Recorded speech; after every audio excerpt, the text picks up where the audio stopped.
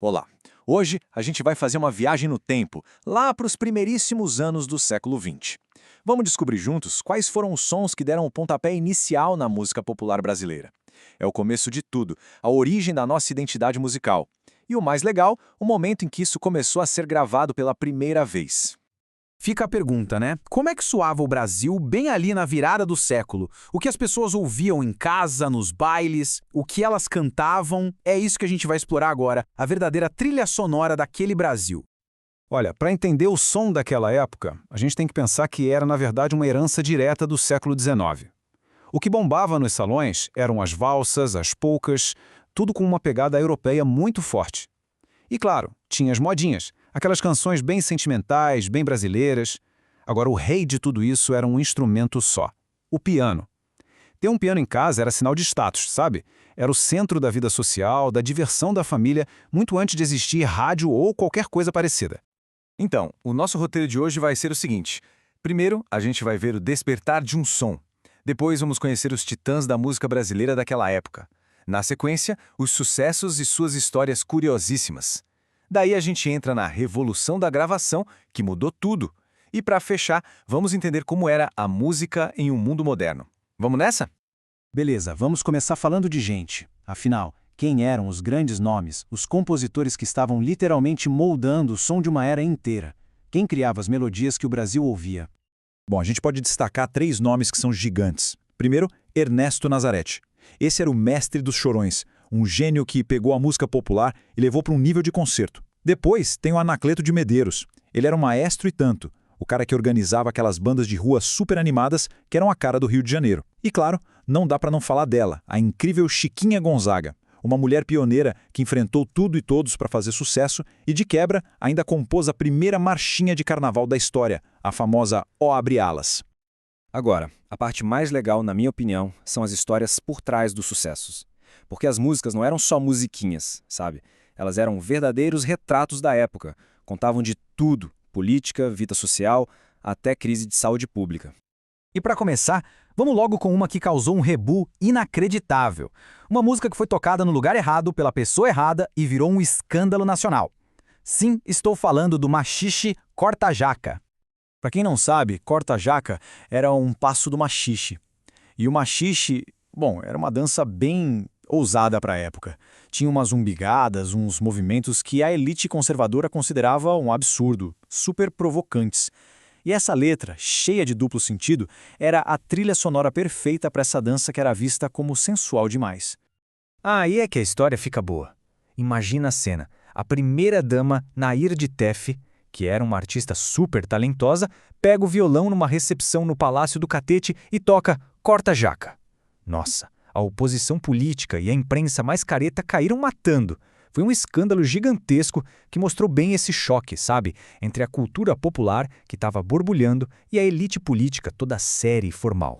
Mas nem só de polêmica vivia a música, claro. Às vezes a inspiração vinha de lugares que ninguém esperava. Tipo, uma campanha de saúde pública, é sério. A história por trás dessa é sensacional. O Rio de Janeiro estava sofrendo com um surto de peste bubônica. Aí o sanitarista Oswaldo Cruz teve uma ideia, lançou uma campanha que pagava a população por cada rato que entregassem morto. E não é que esse mutirão da cidade inteira contra os ratos virou música. A polca Rato Rato virou um hit, com aquela letra que perguntava: Rato, rato, por que motivo tu roeste o meu baú? É a música popular funcionando como um jornal, registrando a história ao vivo. E além dos dramas sociais e das polêmicas, a música também estava de olho no futuro, nas grandes novidades tecnológicas que estavam surgindo. E a maior de todas, a que deixava todo mundo de queixo caído, era a aviação. Pois é, em 1901, o nosso Santos Dumont fez o impossível. Deu a volta na Torre Eiffel com o seu dirigível. O mundo parou para ver. E claro que isso tinha que virar música. Logo no ano seguinte, o compositor Eduardo das Neves lançou a marcha A Conquista do Ar, celebrando esse feito. Era a modernidade, o orgulho de ser brasileiro, tudo isso transformado em música. Ok, mas aí surge uma questão importante. Como é que todas essas músicas chegavam até as pessoas? A resposta está numa tecnologia que foi uma verdadeira revolução. Ela mudou o jogo para sempre. Grave bem este ano, 1902. Foi nesse ano que a Casa Edison, lá no Rio, lançou os primeiríssimos discos gravados aqui no Brasil. Pensa no que isso significa. A música, que antes só existia na hora, ao vivo, de repente podia ser engarrafada.